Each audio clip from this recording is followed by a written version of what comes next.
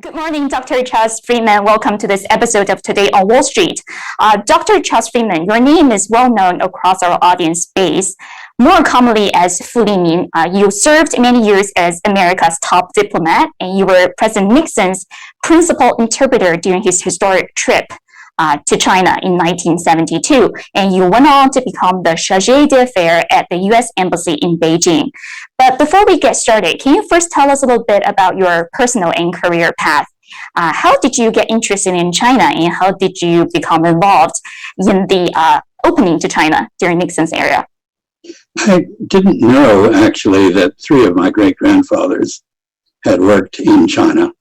I have a ring which was given to my namesake, Chas Wellman, by the Shandong Zongdu during the Qing dynasty when he was hired by Zhang Zhidong to modernize the Chinese steel industry. Another great-grandfather worked for Sun Zhongshan and was the original designer of the Sanxia Three Gorges Dam. And finally, still another grandfather helped to start the social science department at Beida. I wasn't aware of this, and I got interested really because I saw the situation during the Cold War where the United States and China had no contact, but we both had the Soviet Union as a common adversary, as requiring us to reach out to each other. And I wanted to be there when that happened. And by good fortune, I was. Awesome. And how did you become the principal interpreter for President Nixon? How was your Chinese? Were you really fluent in Chinese, or how did it all happen? I was fanatic as a student. I started out in Washington with two other colleagues who both had master's degrees in Chinese from Michigan. I had not a word of Chinese. The supervisor said that their grammar and pronunciation was so bad that he was going to start them over. And they conducted a sit-down strike against my being in their class. And this was so embarrassing that I made a fanatic effort to learn Chinese. And then I finished early in Washington and went to Taiwan, to Taichung, where I took 9.5 hours of class a day, turned in a 1,000-character essay every morning for correction. So I was really nuts, and it paid off. So fantastic story. But let's talk a little bit about your debut as official interpreter. So that was when you were translating Nixon's banquet toast when he was in Beijing. Can you please tell us a little more about that banquet toast? How did you get it prepared? How did it go? Are there backstories you'd like to share with us? Well, my first act as interpreter was to refuse to interpret. And the reason for that was simple. Nobody told me what I was to do on the trip. I had been working on preparing papers for the president and the Secretary of State to prepare them for the trip. We arrived in Beijing, moved into the Diaoyutai State Guest House. I was called over to see the president in the evening after he had gone off to see Chairman Mao Zedong. And his appointment secretary came out and said, the president would like you to interpret his banquet toast tonight. And I said, fine, no problem. May I have the text? And he said, well, I don't think there is a text. And I said, well, I think you're wrong about that. Please go back in and ask the president if I may see the text. He came out, actually twice. The final time he said, there is no text, and the president orders you to interpret. And I said, Mr. Chapin, it might interest you to know that I did the first draft of tonight's banquet toast, and somebody on the NSC staff has put some of Chairman Mao's poetry in it, but I don't know what poetry they put in. And if you think I'm going to stand up in front of the world and ad-lib Chairman Mao's poetry from an unknown English translation back into Chinese, you're out of your, and I used a rude word, mind. Whereupon he took the text out of his pocket and gave it to Tang Wensheng and Qi Shaozhou, who also didn't know what the poetry was, but we were able to figure it out together. So what was the stanza that made its way to that the toast? I don't really remember. It was something about 小小的残影. I remember that. 不去常常非好汉. I remember that part too. And during that trip, you also got the opportunity to interact with the Chinese leadership at that time, right? So, there was Mao Zedong, there was Zhou Enlai, there was Ji Chaozhu, you just mentioned, and there was Qiao Jianhua and Ji Pengfei. What was your first impression of the Chinese leadership? Was there one person that was especially memorable to you? Well, of course, that person is Zhou Enlai, who was an exquisitely civilized man. Every gesture, every word he made, he used, had a meaning. A very intelligent man. Qiao Guanghua, brilliant, absolutely brilliant. Had a doctorate from Tübingen University in Germany, I remember. I shouldn't say this, I suppose, but I could tell from the way he and Zhang Hanzhi looked at each other that there was something going on there. And so I made a note of that. Ji Pengfei was an old veterinary doctor, and he was a little bit uncomfortable in the role of acting foreign minister, but he did a good job. The Chinese side, I thought, was notable, really, because these were all people from what were at the time considered very bad families, but which we normally would consider to be very good families. Intellectuals, the people who for many generations had been officials in various Chinese governments. So this was an impressive group of people, very well qualified for what they were doing, but all under the gun, because this was the Cultural Revolution. And in the background, there was the Gang of Four, all of whom I got to know during the trip. Fantastic story. Thank you so much for sharing all those details, especially the little rumor about Qiao Guanhua and Zhang Hanzhi. I think I've heard it elsewhere, but it's nice to confirm it from you who experienced it firsthand. But, since that 1972 trip to China, you've really witnessed sort of the entire arc of U.S.-China relations. So in your mind, which U.S. administration had the most successful China policy? And which U.S. administration had the worst China policy? I think I have the answer to the first one, but I would like to hear it from you. Well, it depends how you measure quality of the China policy. Certainly, the Nixon administration had the strategic vision that was required to make relations with China come open. Both Nixon and Mao Zedong were able to set aside their ideological biases and pursue a pragmatic, strategically advantageous relationship. Jimmy Carter was remarkably courageous to normalize relations with China in the way he did at the time.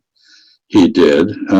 He didn't have much time to pursue the results, but it fell to Ronald Reagan, who, as in the case of China, as with Russia, the Soviet Union, proved to be very pragmatic. I personally, from 1979, when we normalized relations, through 1984, when I left the embassy in Beijing on a transfer to Bangkok, personally participated in the negotiation of 36 treaties and agreements. That is a remarkable record of achievement in a very short time.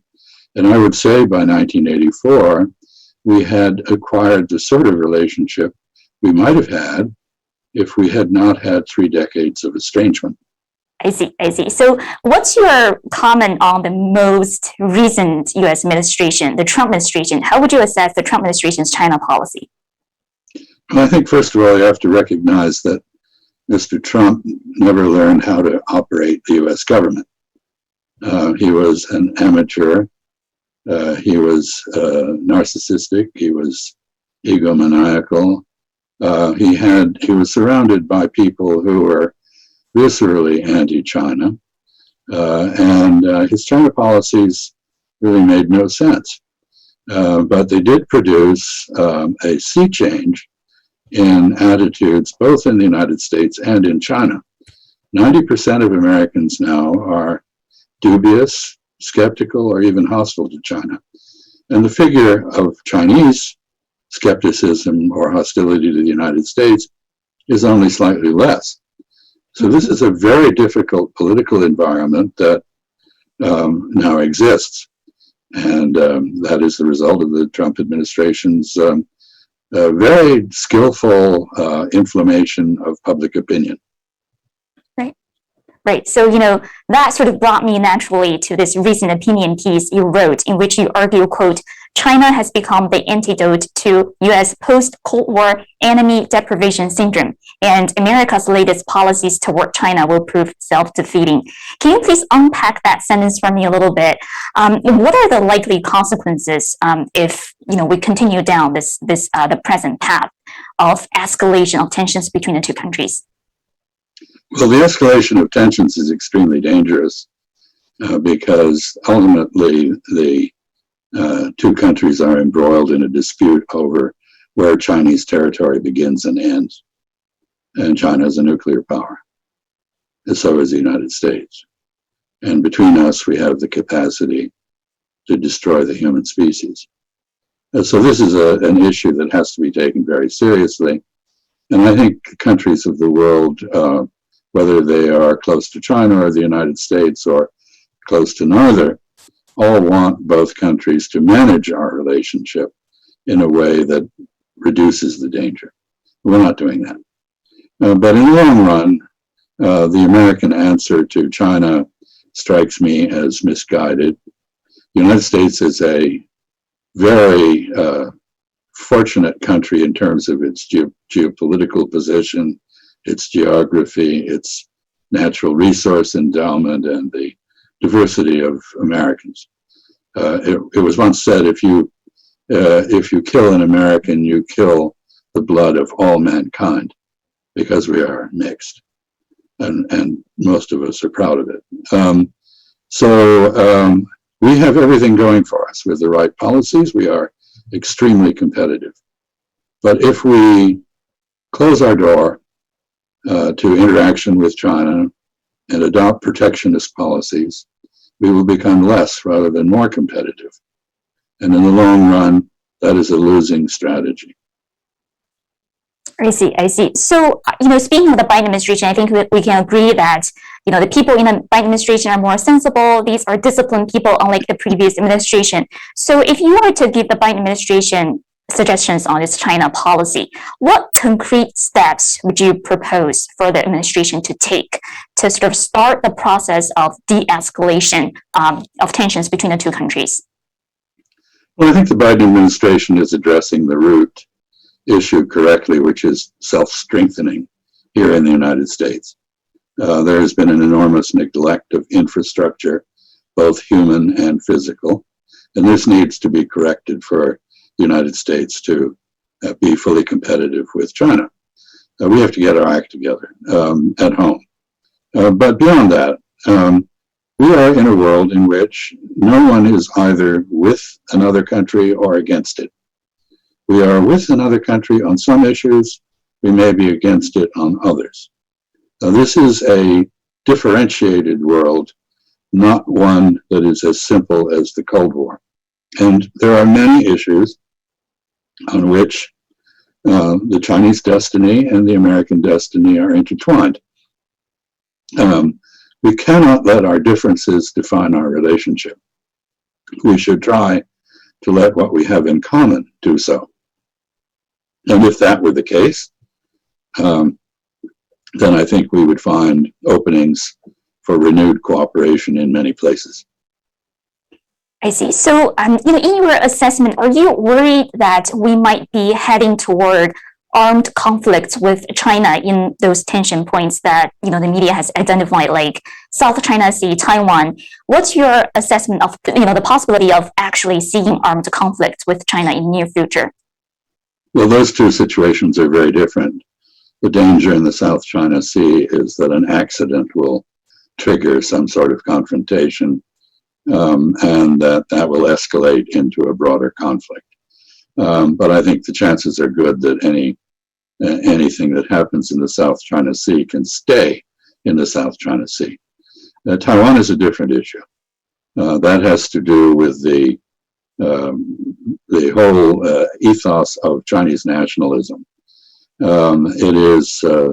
China had two revolutions in the 20th century. Both of them aspired to unify the country, remove foreign spheres of influence, eliminate local authorities who defied the central government.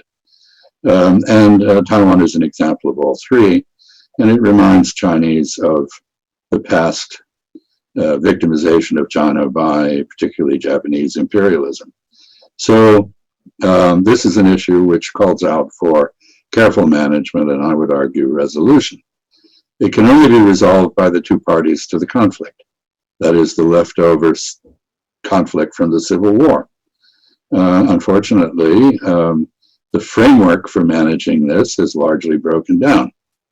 Therefore, this is very dangerous. I don't think China is going to abandon its desire for unification. I don't think the United States is going to back down easily.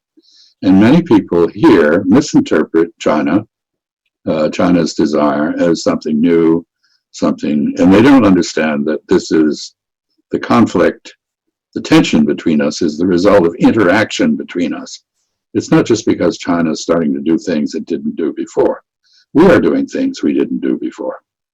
So this is a very tangled issue, and it is not being effectively addressed by either side, and it is, in my view, very, very dangerous. I see. So finally, let's turn to sort of the other side of the pair, right? So we talked about the United States, and let's just talk about China a little bit. What responsibilities do you think China bears for the deterioration of U.S.-China relations? I think there were a number of mistakes that China made. One was not to listen carefully to what was being said in the United States about issues like intellectual property theft and cyber espionage and that sort of thing. And I think China lost much of its American constituency in the business community just by being inattentive, lacking empathy, if you will. Which brings me to the second major mistake that China has been making, and that is also a fault, a lack of empathy, so-called wolf warrior diplomacy. If I were an enemy of China, which I'm not, I would encourage China to do more of that because it is completely counterproductive. Instead of causing people to think about how they might deal more effectively with China, it angers them and causes them to do worse things than they would otherwise have done. So this is an expression of something beyond normal nationalism. It's diplomats playing to the home crowd rather than doing what diplomats are supposed to do, which is to persuade foreigners to do things the Chinese way, in China's interest. Very impressive to the netizens in China, and very off-putting to the world. Right. I think for those of us who live in the United States and who have access to Twitter, and we can see what the Chinese diplomats are saying on Twitter, the wolf diplomacy really is not doing China any favor here. So I completely agree with that. But finally, let's talk. Not just here, many places. You look at the triumph of China in reaching an agreement with the European Union, and then you see it thrown away on this because of this. So as a professional diplomat, I feel very sorry for my Chinese colleagues who have to do this. Right. And that sort of naturally brought us to the last part of today's interview, which is on Xi Jinping. I mean, many China watchers in the United States have argued that things have really taken a turn for worse during Xi Jinping's reign. And, the idea is since Xi Jinping became China's paramount leader, he really sort of inflamed the fight with the United States. So will you agree with that assessment? Or, in general, how would you assess China's turn under Xi Jinping's reign? Well, I think it's a mistake to overemphasize Xi Jinping or his personality. That is intellectually lazy. There is a trend in China. If, God help us, if薄熙来had become the head of the party rather than Xi Jinping, I don't think we would have seen anything much different.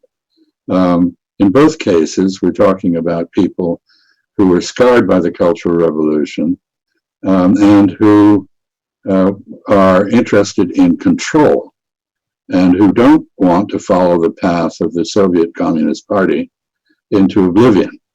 And so there's been a tightening of domestic politics in China, which makes China very unattractive in many ways. This has consequences. It contributed to the mobs in Hong Kong objecting to one China, and it has alienated people in Taiwan to such an extent that the support for reunification has diminished greatly. All this is too bad. I think with Chinese friends, I agree. You know, nothing is forever. This generation from the Cultural Revolution will pass into history. Chinese who have been educated in the world, not just in China, will come into power, and the correction will take place. But at the moment, China is in a cycle of internal paranoia and external diatribe rather than dialogue. This is, for anybody who cares about China, and I do, this is all too bad.